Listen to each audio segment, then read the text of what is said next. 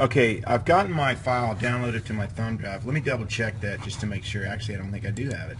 So let me go ahead and save that to my thumb drive. I'll do a save as, and I'm going to put this on, go to my local PC, and this is a thumb drive I'm going to put it on. I have a folder I'm going to put it in here, so let me put it right there.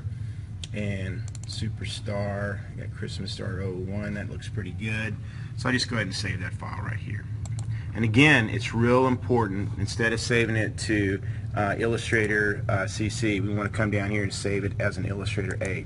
Now, whatever your laser is, everyone has some specific strange things about their lasers. Like I have a different laser at home, a K40 Chinese laser, and I use the K40 Whisper software, which is different than what I'm doing here now. I'm actually using a Rabbit USA laser from a good friend named Raymond Scott out of he's based up in Cincinnati, Ohio. It makes a great product.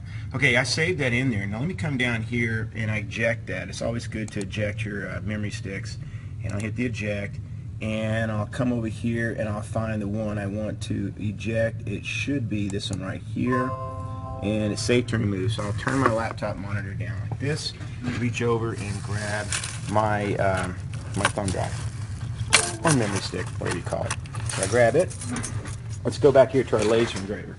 So this is the laser engraver I'm going to actually use. This is a Rabbit USA laser. It's a 40 watt. It's an amazing laser. I've had a lot of success with it. I got a little problem with it right now. The Z-axis will go down, but it won't go up.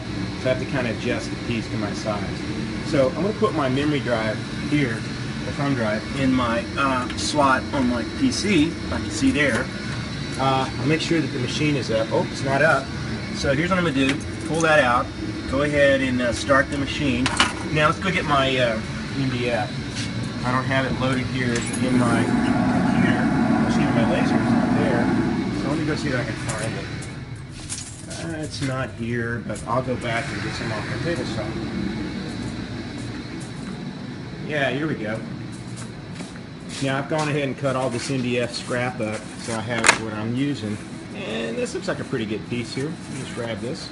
That looks pretty good. Take it, put it over here in the laser engraver.